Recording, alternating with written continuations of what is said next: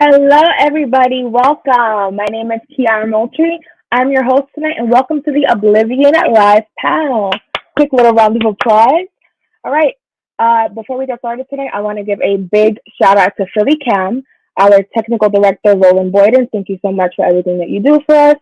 Big shout out to Hudson County, New Jersey, woo woo, the Five Sands Collective, and most importantly, to you, the viewers, for watching and supporting. It means the absolute most to us. Being that today is a live panel, if you, the viewers, have any questions at all, feel free to send them in and we will try to answer them as we go on. And now, ladies and gentlemen, I would like to introduce the man, the myth, the legend, Frank Jimenez, actor, director, and writer.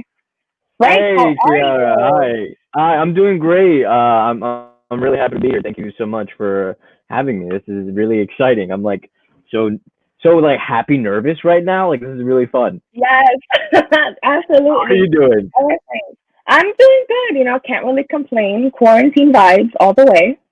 Yeah, yeah. That's how we all feel right now. This is the best we can do in a quarantine pandemic. Exactly. Yes, bringing entertainment during COVID. Love it. All right, Frank. So let's talk about Oblivion. What Yes. should the viewers and what should people expect watching Oblivion? I think when watching Oblivion, you should expect something. Expect epic. Expect a journey and expect an adventure. It's one of those movies that the Five Sands has done where it really feels like there's this long journey throughout this short movie. So expect that. Expect it to be invested in this journey. Okay, definitely. What are you most excited for people to see? Yeah, honestly, I'm really excited for everybody to see the hard work that the cast and crew did to make this movie happen. I mean, the cast, Carly Watson and Hallie Nowicki are phenomenal, and you'll see. And then a lot of it is like these beautiful locations you'll see are all done by the crew that helped me really put this together. So I'm really excited for everybody to see that. Yes, we are all very excited to see it. Is there anything that you want the audience to know before they watch the film? Yes, I just prepare for something new. I think this movie is something it was a very ambitious project, and it's something. There's a lot of new features we've incorporated in this movie that we really haven't done with the rest of our projects. So expect something new from what you've already seen from the Five Sands, and I just All hope right, you well, enjoy it. yes, I know I'm excited. I know everyone else is excited. So without further ado, let's watch. Real quick, I wanted to say thank you to everybody watching. I am so excited and so honored to have all you guys be a part of this, and I cannot wait for you to watch it. And so, without further ado, Oblivion. Let's let's see it.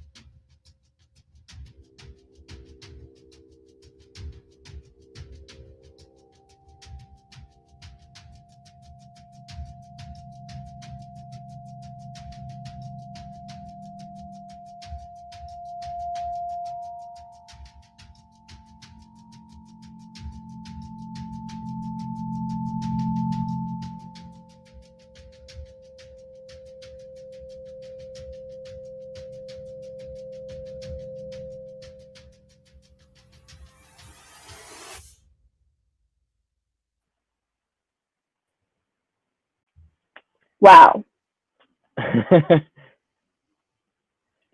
wow. Yes, yeah, That was that was intense. yeah. It was an intense script for sure.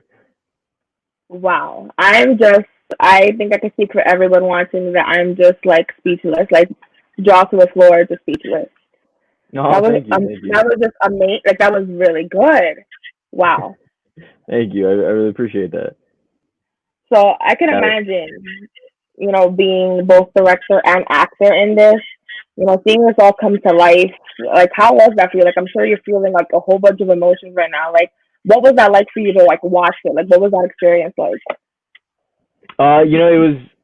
it was refreshing. I think there's Oblivion is as the director, I also edited it as well, and so like a lot of my time, even in production and pre-production, went also into post-production, which was editing this movie. So like I've seen it so many times, and it got to the point where I've seen the same thing that like it just doesn't phase you anymore. So seeing this again, coming back to it, a few months later, well, yes, we'll say a few months, but coming back to it now and seeing it with people is really refreshing. It felt like when you step away from something for so long and then you come back and it's like this brand new light that was shown onto this movie, and it was really fun to be able to watch it with everyone who's the audience right now watching it, and my cast and crew and you guys. Like it really was fun. It was exciting.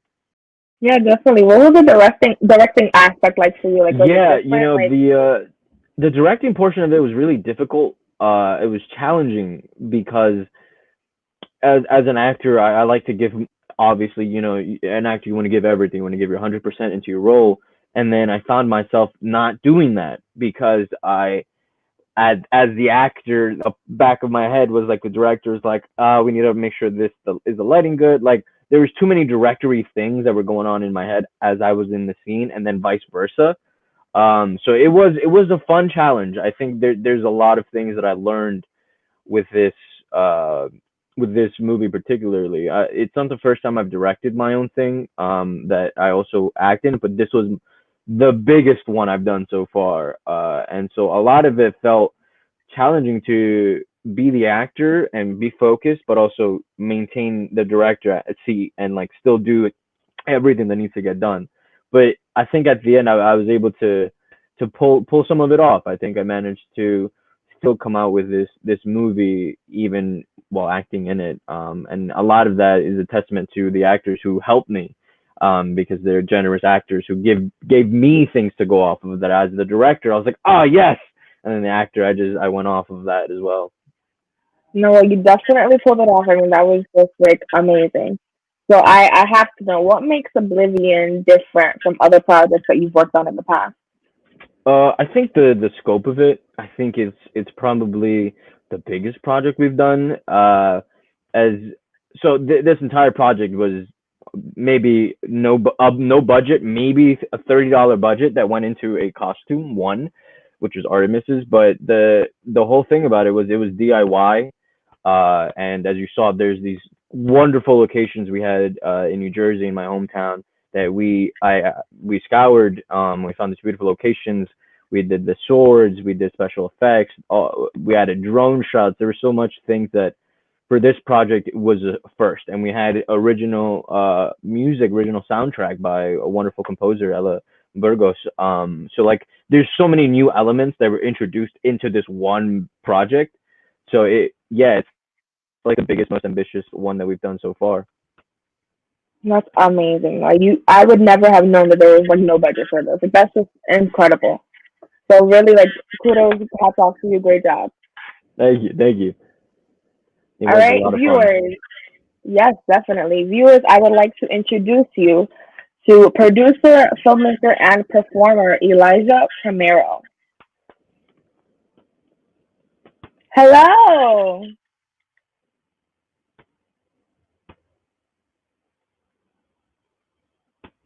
Oh, we can't hear There you, you go. Elijah. I'm here. There Hey, you go. Hi. life, man.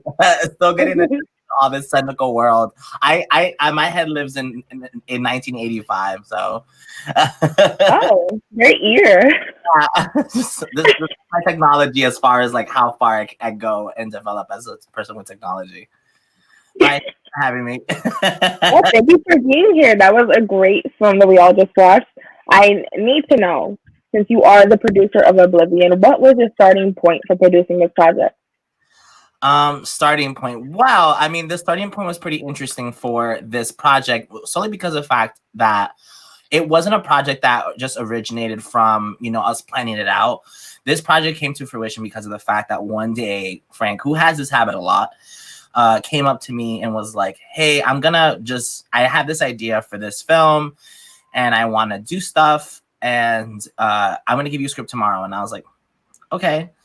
And then he just kind of developed from there. And then eventually it just became this whole sort of like bigger and bigger project as we went along. And so we just found ways to cut around it, and eventually it just sort of became this through line of a project that that ended up becoming the final product. Oh, okay, great. What would you say was your biggest pro and con of producing Oblivion? Biggest pro and con. I think the biggest pro was definitely the naturalism of the locations that we were at. You couldn't really make that stuff from scratch, or usually when you see films, you either have to put that stuff in post and with either special effects or CGI. So it was cool to like really make a film that was just all on reliance on the environment around you, and we were sort of like at the will of nature, and nature really decided the adventure at that point that we would embark on for this production. Okay. Our biggest con, I think the bugs. Yeah, I can see that. I could see how that'd be an issue. Bugs, when like you think you hate bugs or like bugs are around you, and not until you shoot at a place where bugs are at. Because they see the lights, they see what you're doing, and they just want to be a part of it. I said that like there's 45 more cast members, and those are all the insects that are in the shots because that, like they're just around, and we had to have like the first day we were like, oh, we had like one bug spray. By the end of it, we had like maybe like 4 sprays of bug spray and like 4 Neospore. Like there was so much bug at like just like repellent around us because we were just so over the creatures of nature. But it was honestly also great though, because it really just put us in that environment right off the bat.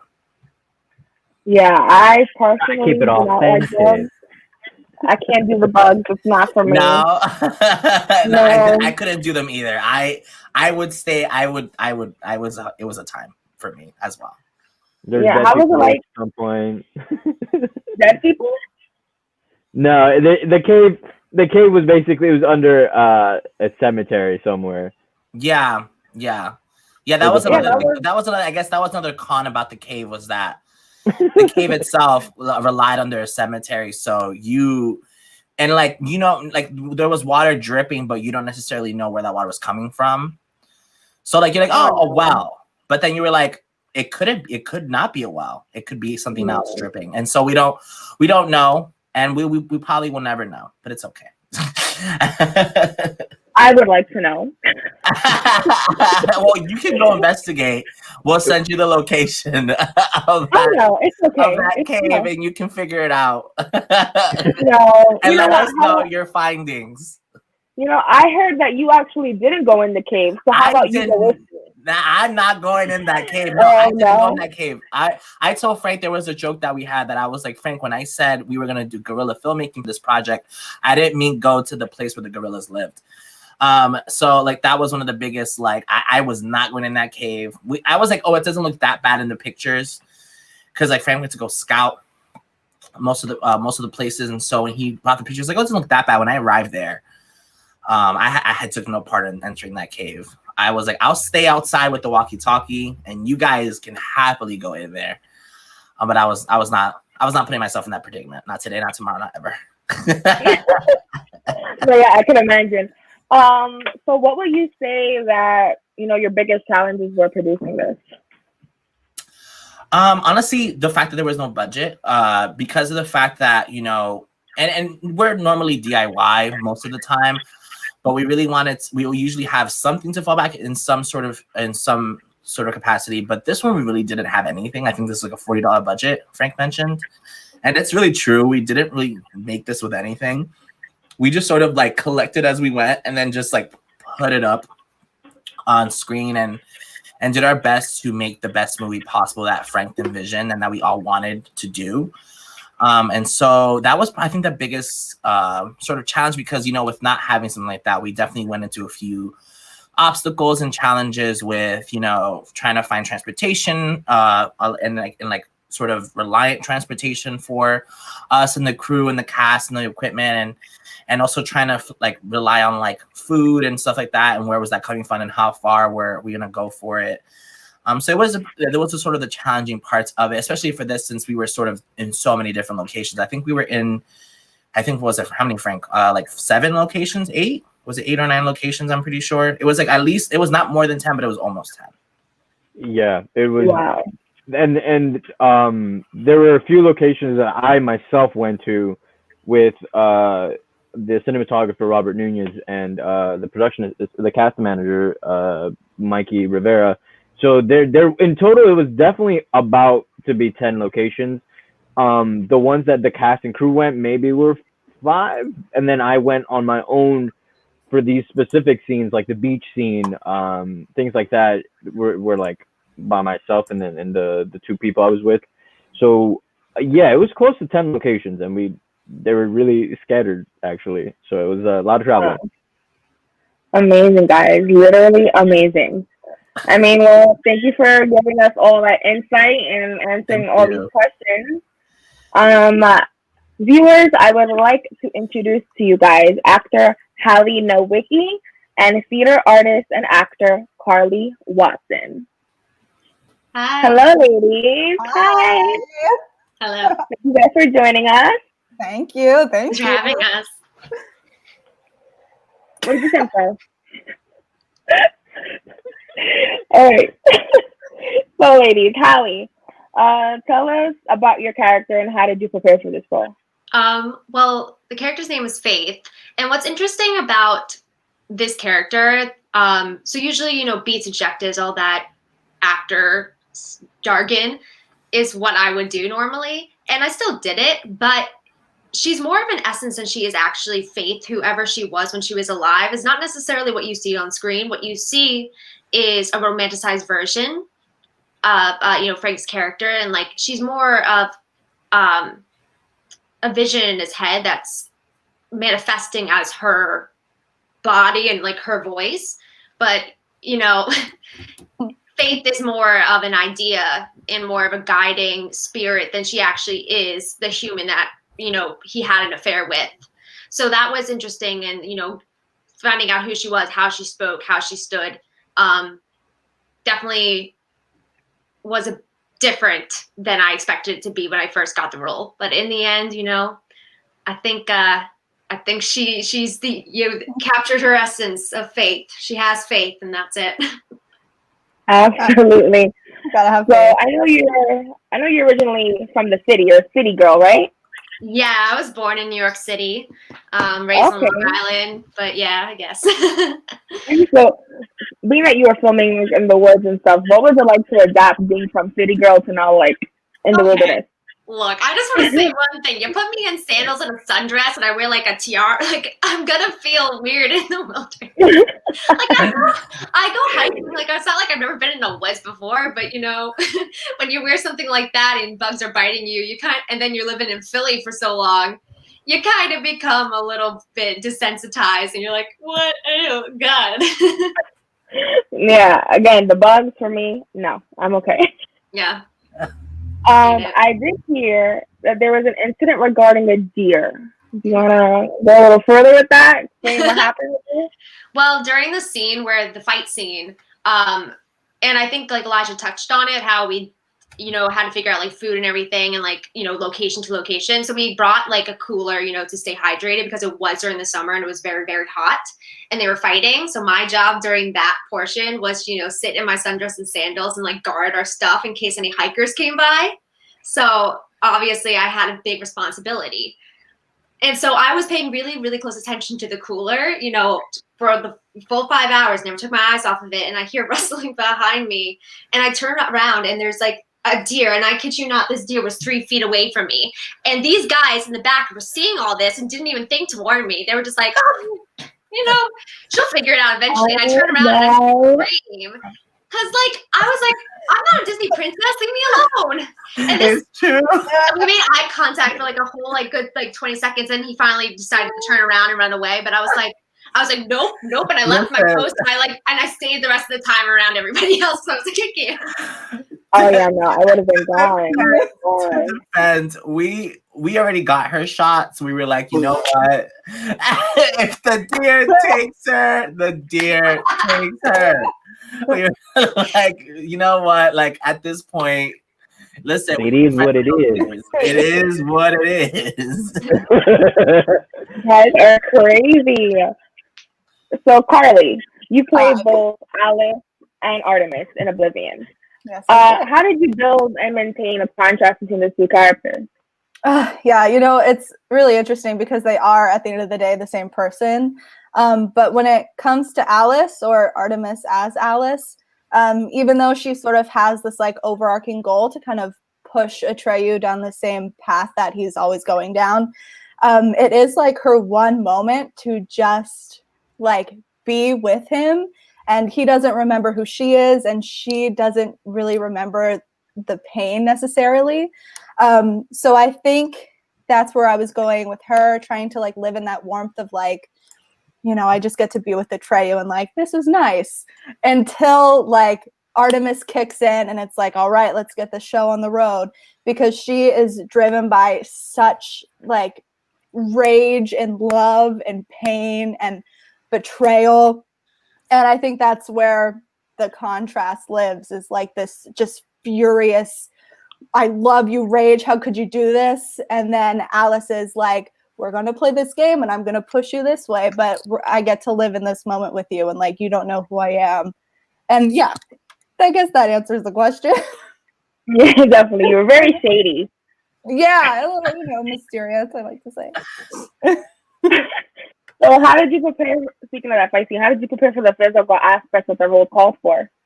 Oh, well, that was a stunt double. That wasn't me. Oh. No, I'm just kidding. I admit it.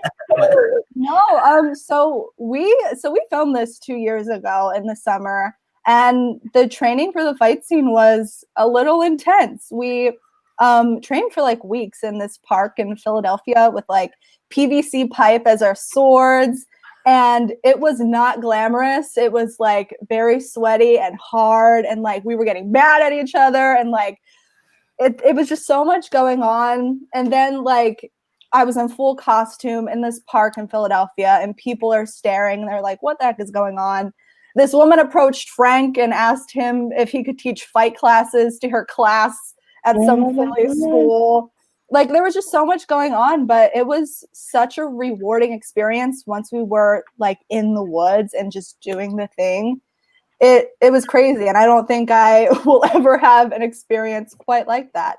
But yeah, it was just like weeks of just pounding out this choreography and tying in the acting and trying to remember all the moves.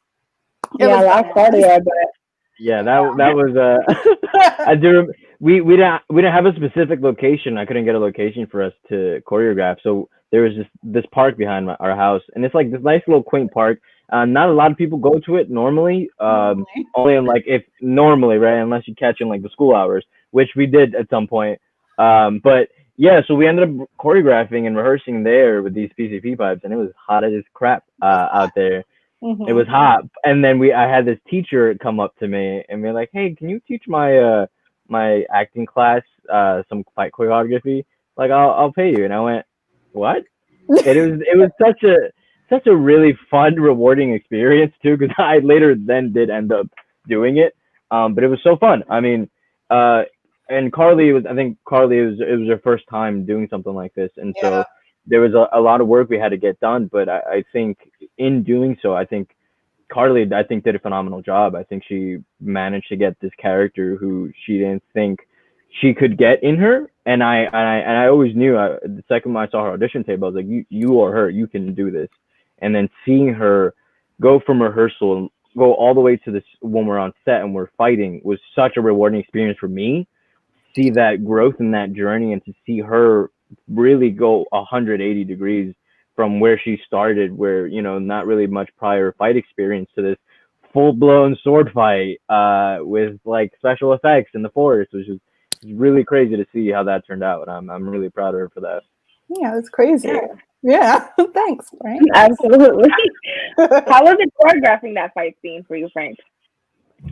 You know, it was challenging. It was there's the thing about the sword fight is that it was I have a lot of experience in fight coordinating and choreographing, and so this one was challenging because I almost didn't have an idea yet when we got to the location of like how I would have to adapt to this fight in the forest. So I try to envision it as best as I can with the location in mind and choreograph it according to that, and then making it as also easy as I could for Carly while also still maintaining this level of nice flowy choreography. So it was a challenge just for me, like thinking of so many parts and components because I was the director, I did act in it. So doing the choreography was also just another thing on top that I had in the back of my head. So that was like the overarching challenging thing for me, but it was good. It was fun because I was able to see Carly's growth in that. You know, having no prior fight experience like that was this really rewarding experience to see how that turned out. So it was challenging for me, but it was a fun challenge, and I learned a lot from it. It was really good. Absolutely. Awesome, guys. So, what is one experience or one memorable thing that you guys could take away from this? Or something that stands out to you? Karaoke. Karaoke and Frank. Karaoke, yes. Oh my That god. was awesome. What was so great about this film? Go ahead. Go ahead. Go I ahead. was Go just ahead. say what's so great about this film was because we were all so close, and sometimes you don't always have that luxury of being close with your cast and wanting to hang out with them after like a 18-hour set day. I don't know. Yeah. But yeah, and I know Frank, you can say what you're gonna say. You know, I was gonna say it was so after set, instead of us doing our own thing going off, we'd still hang out.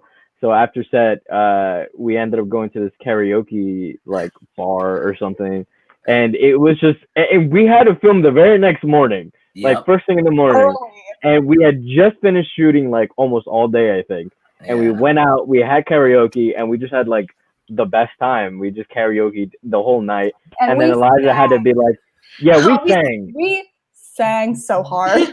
We Bars. We did sing hard. It was a lot. It was And great. Elijah had to constantly remind me, like, "We got to shoot tomorrow in the morning, Yeah, dude." I was like, this is great. We got to go. That sounds so fun. I personally love a good karaoke session, so next time you guys have to invite me. Of course. Of course. Of course, we're going on a reunion tour. Yes, absolutely. Anyone that else have was any memorable experiences?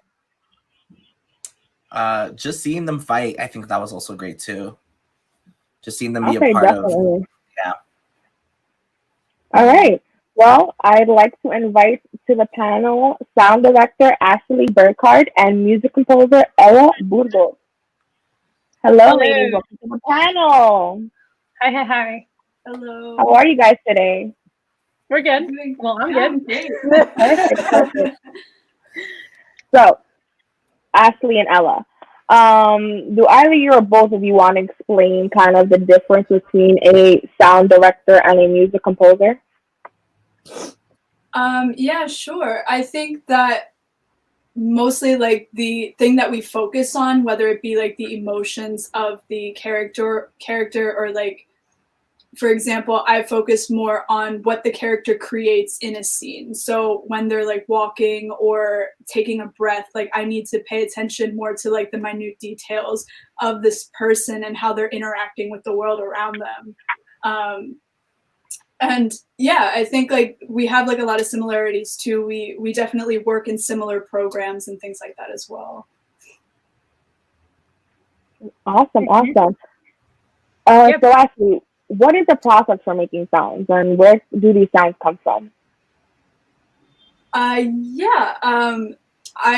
would say that for this specific film, I had a certain process. With a lot of films, I tend to go back and forth between different processes, such as like Foley or sound design. But I feel for this one, I want to kind of go more into like the sound creation of like the actual animals and things like that. Like, so the animal noise was probably one of my favorite things to create, especially because with the 5 Sands, we haven't really done anything that was like fantasy related or things like that. So this is the first thing that I really was able to really dive in and create. And when creating sounds for things like this, you have to kind of think of the emotion of the person that's portraying this animal. And not even just the emotion, but what age is this person? What is the size of the animal that's like coming into screen? So I think like really like fixating on those small details really bring in the realism that you would need to create a believable character. Wow, that is so cool. So Ella, my next question is for you. What was your starting point to produce the music for the film? Well, I would say for film scoring, when you start a project, which is like a new project, you definitely have to know the film very well. So you have to know the film and you have to know the characters as well. So you have to know what the characters want and who they are. So first off, you have to know that, and second of all, when you have a great communication with the director, that also helps a lot. So when you start the process and you already know all of these things, it's really easy for you to just dive into making music, because you already know so much about the film that you're like, okay, this is what the director or the producer want for the film. So you kind of have a guidance.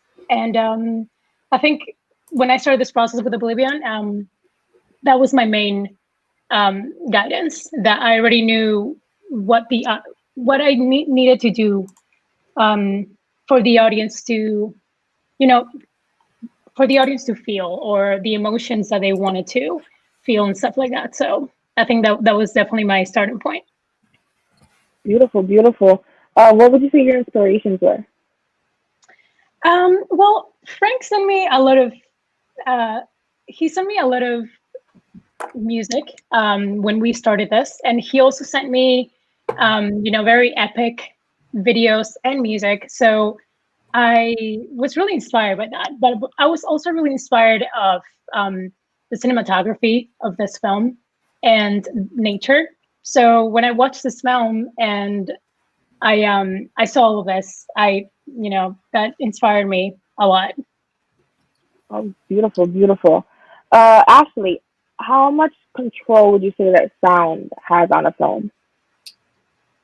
Oh, that's a really good question. I feel that sound is pretty much 50% of your film. It's just as equally as important as the visuals that you're receiving.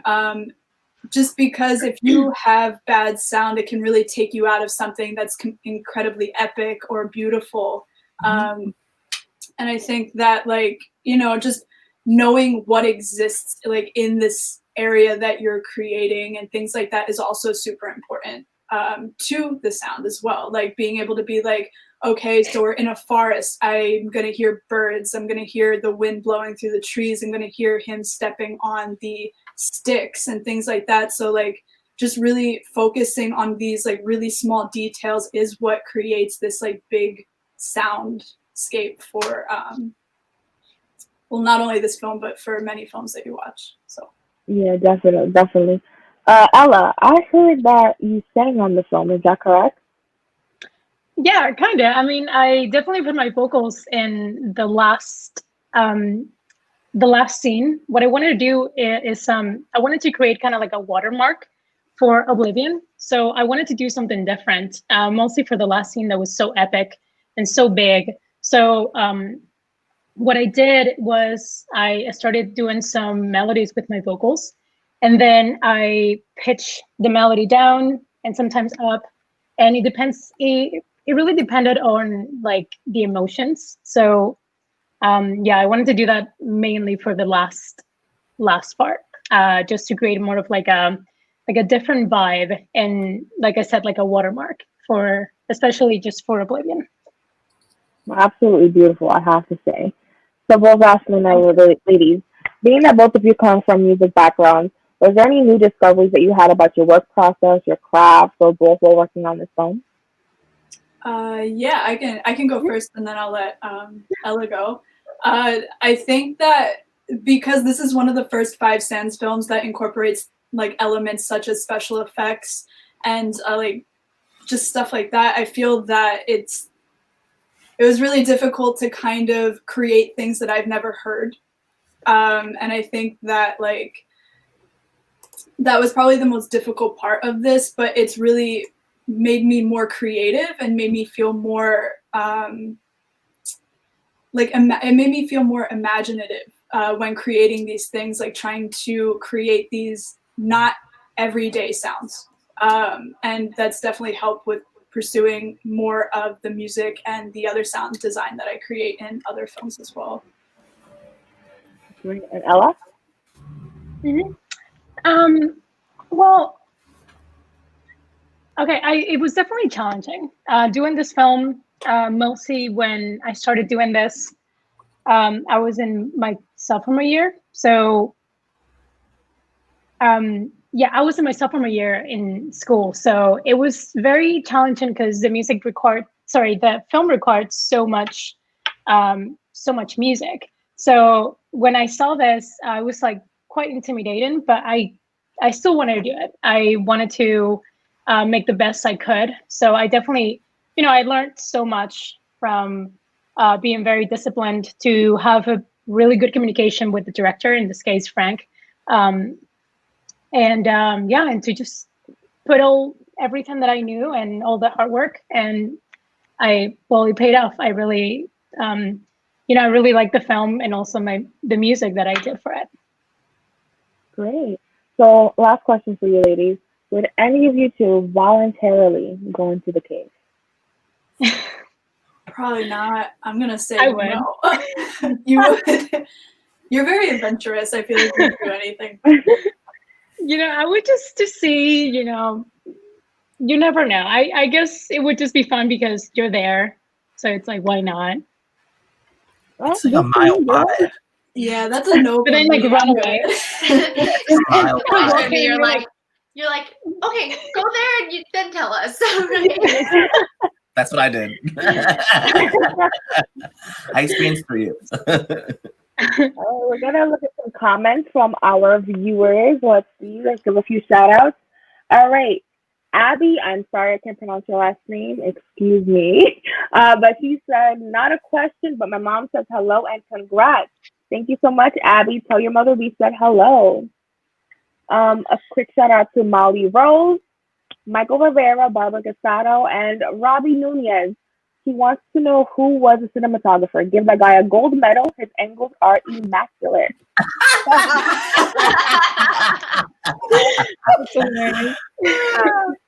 Hey, Robbie. Well, I mean, that cinematographer was Robbie Nunez. So Got another message. Michael Rivera, he said, "What's up, fam? Miss y'all. Amazing job to all you guys. Thoroughly enjoyed it. Got a question for Frank. Okay, Frank. What was the motivation and inspiration to create this show? Compelling story. Excuse my English." Can you guys hear me? Yeah. So I don't know.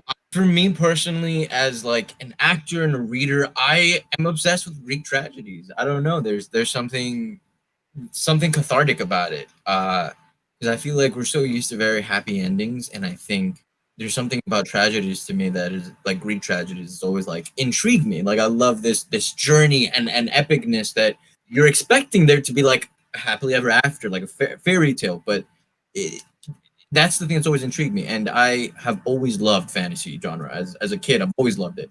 So for me, it was more about wanting to do something that I really loved and wanted to explore something I hadn't done before. And I really wanted to tell this really tragic story.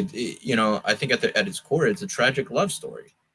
And what I intended with this movie is having knowledge. I think there's something that I always want.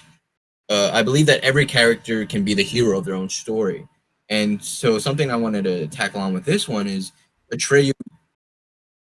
You believe he's the hero of his own story. We as the audience were following his journey and all these things, and then you discover that maybe he's not such a hero. Maybe he's not such a good person. That he's done some really awful things. And my goal was to challenge the audience, and having some morality issues of like, whose side do I want to be on? I know we've been following this character this whole time, and I thought he was a good person, but then he's done some really awful things, and it makes you question Artemis's anger. Is it justified? And so it was just something I wanted to tackle. I just really love fantasy and I love Greek tragedy, so I was like, how do I mesh the two and make something out of it? And at its core, I could think about one thing, which is the strongest thing is love, and how do we incorporate that? So that's what really drove me to tell a compelling story. I wanted to try something new with fantasy, which I'd always loved as a kid, and I wanted to bring that on screen with the 5 stands. And I really believe that because of the amazing cast and crew and the collective and everyone who collaborates with us, I knew that this could be possible. I had no doubt, just because we have such an incredibly talented and skilled group of people. That I knew that with their help we could bring this to life, and we really did, because of it's honestly up to all of them that this movie was done. So that's also just quick shout out to all you guys too for really helping me bring this vision to life. Absolutely. All right, so a few quick questions for you guys. How do you feel about the film overall now that we've all seen it? It's over. Yeah. That's like, no, I think it's great. I think I am so so grateful and so humble for everybody. And I'm just like, I find so much satisfaction in seeing the final product, and also being able to see it with people and through other lens as well. Sometimes where you're not so lucky to get to see something from different perspectives, and so being able to do that multiple times, I think, has been so great and so refreshing to this process, especially during our current situation right now in the world. Absolutely. Oh, we got another question here from Abby. I'm gonna try to pronounce your name, Abby. I'm so sorry, Abby Slackman. Yes. There we go. Love that. He wants to know, do we get a sequel? I have the same question. Do we get a sequel? So we did this project without a budget. So I would love to go back and have a budget and really hash this movie out into a full-length movie, so that I can get richer with the characters, richer with the story, richer. Like I said, it was a very DIY experience, and I would love to revisit it with a budget. When that would be, who knows? But it's a nice idea. It's a nice dream. Well, who knows? Stick around. Keep following the 5 You heard that, y'all? Back to the forest. Back to the cave. Back to the deers and the bugs. Can we put I started itching. I was like, ah! Yeah, I was like, okay. I mean, you guys know I love working with y'all. From like, oh my god, every time we work together, it ceases to amaze me how amazing you guys all are. Oh, thank you. So I would be back for a sequel if y'all would have me. I just want to wear the leather pants again. I think I'm the leather pants. Oh my god, I'm pretty sure I fleshed them out. Oh, Michael Rivera asked, would it be a prequel? I mean, only if Michael Rivera writes it. Yeah. There we go. Only way. Michael, send us a script. Send us a script. I'm all for it, just as long as you guys invite me to the karaoke night. Yeah, absolutely. I think that's a must. I think we have to do a live panel at the karaoke. I mean, I'm not going to say no to that. I've never want to turn down a good karaoke. Oh, wow. That's awesome. So thank you guys so much for answering all these questions. Thank you. Oh, do we have one more question? Oh, what were the top karaoke songs that you guys sung? Wait. Paramore. Oh, right. Paramore, yeah. Right. Carly did a sick rendition of Paramore's Decode. So hard in my life. She sang her face off. It was on the floor. It was like just like she ripped it off. It was I ripped it off. epic. It was epic. Amazing. Yeah, Amazing. and Rob, I remember Rob also like what didn't he do our cinematographer, he did didn't he do like an Eminem song or something? Like he did some type of song. He never this man doesn't talk. You know, Rob doesn't talk, Rob doesn't say anything. He just goes, okay, and he shoots. A man of few words. Man of very few words, but his films are always off the chain. And so like, but he just got up there and he was just like, he just started singing a song and we were like, It was like a lot of words and it was on pitch. It was breathtaking. It was breathtaking. the first time I'd ever heard him sing, and it was amazing. First time I heard him talk. Me and Elijah, this man for like yeah, for years. me and Elijah did a sick rendition of "Let It Go." Mhm. Oh, Frozen. Yes, because we rocked that, and I did a sick rendition of what was it? Pokemon.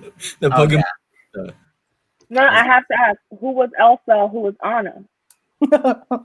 Yo, Do we really have to answer that question? we'll let you You decide. can't say it without. I mean, We'll let I the could audience totally see decide, Elijah as an Elsa.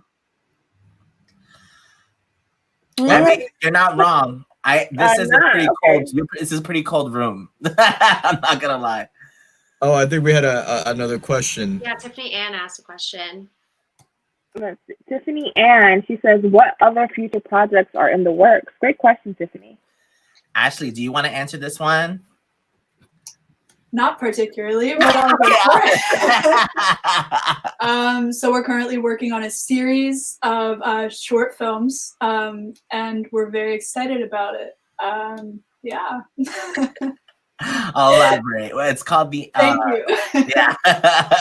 It's called the Epic Mini Series. It's a series of small vignette short films that we are currently in production for, and like sort of in pre-production, sort of developing them as we go. And so we're gonna be collaborating with a lot of cool writers and artists from different mediums, not just film, but theater artists, like music artists, all different types of people who are not even in the art scene or in the sort of art, like creating scene, people who are from different sort of professions, and just creating stories with them, small little vignettes, so that we can provide safety on our sets, so we can provide minimal work and time, so that we can be more sufficient and be more secured in our productions and be able to do a lot more of them with a lot more people.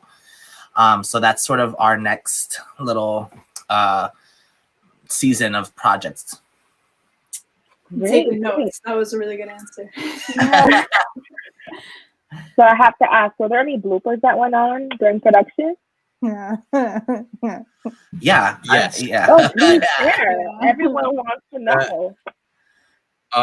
There's one. It got somewhere lost in footage hell, post production hell. But there's a scene where it's me and Hallie. We're at the beach, and I asked her, "Do you know what happened to me?" And so I in the cut I said, "Do you know the Muffin Man?" And I just don't know why to this day I broke character and said that. There's so. I What want to film say did if I you- responded with the right, like, you mean the one who lives in Cherry Lane? Did I answer like that? I hope I did. You I think did. you I was did, listening to the sound when I was editing sound and I was going through it. You did answer that way. I know myself so well. Yeah, there's a lot of fun bloopers that we have because I felt like it was such a fun set. I goofed off all the time, even as me directing it. So I felt like we had so many funny scenes that were very dramatic scenes. And yeah, we stay tuned for some bloopers. Okay, fantastic. Are we going to be able to see these bloopers? I mean, it is on our Facebook and our Instagram. If you go to the 5 Stands and you search up the blooper reel, or like if you go to our page and you go through the profile, you can find it there. And it is on our Facebook as well. You'll probably see it on our YouTube very soon. Okay. Now for the audience, does anyone have any further questions for this lovely cast and crew? Can I just give a quick shout out, like really quick? I just want to give a shout out to all the women who are in this panel at the moment. I'm a big advocate for just women in arts and women in film, and just like the fact that there's so many women like on this, just people or the female presenting people on this panel just like gives me so much life as a filmmaker. Like it's just like a quick round of applause to you guys for just killing it. And for y'all to just like just hands down like amazing, and just like huge supporter for just like women and just female presenting people like in the arts more. I think that's the biggest thing about this. Absolutely. Yeah. As great philanthropist Beyonce Knowles once said, she wants to love girls. Yes. And I mean, I for one truly do stand by that testament. Yeah. Absolutely. Oh, we have another question. This question is for the host. Oh, I think that's me. Can we expect to see you back here for the next project? Love this Q&A. Well, thank you, Tiffany. That was great. I mean, I think so. I think so. Yeah. I'd like that. Yeah. I mean, hopefully we're in a place we're in a post-COVID world, so we'll probably be able to do this in like a real place and like be able to actually, you know, have just a whole real like a bigger setup. But yes, I mean, you are amazing tonight. Thank you so much. Thank you guys. I mean, if I could answer that question, I would love to be back. This was a great experience, and I really enjoyed talking to all of you. It was really great. Thank you. Thanks for having us. Yeah. Thank you for having me. All right, guys. So I think that pretty much wraps up the questions that we have for tonight. Frank, please tell us when and where we can watch Oblivion. Also, where can viewers go to donate to the 5 stands? And as well as where can we see more of what the 5 stands has to offer? All right, boom. Here we goes. 5 stands. You want to watch Oblivion? It comes out tomorrow at 7 p.m. You can catch it on our YouTube. You will be able to access it. We have our Instagram, we have a Twitter, and we have a Facebook page. And it's the 5 Sands. And as well as our YouTube, you can go there. That's where you can watch the movie tomorrow night. As far as helping and donating funds for the projects, we do have a Venmo. It's at 5 Sands. So if you do want to donate and help for future funds for our projects, feel free to do so. We'd appreciate it. Thank you so much. And what was the other question? Where would they find our future projects? All right, yeah. Yeah, I mean, it's pretty. It's on social media. I was like, ooh. Our social media is in the description below. So you'll be able to find everything there as well. And Kiarah's social media. Yes. Thank you. My Thank social you media so is at Kiarah Moultrie if you want to follow my boring life. All right. Yes. Well, I think that pretty much wraps it up for tonight, guys. Any final words? Thank you so much. Yeah, thank you everybody who participated. Honestly, I adore and appreciate all of you guys so much. Thank you to everyone who tuned in and watched as well. We really appreciate the support. Absolutely. I just want to give one last shout out to, once again, Philly Cam. Shout out to our technical director, Roland.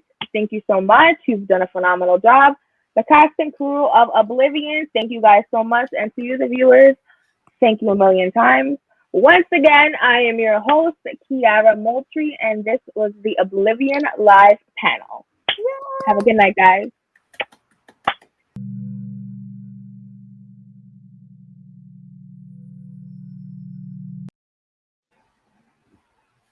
Oh my God, you guys are still here? Are we alive? What's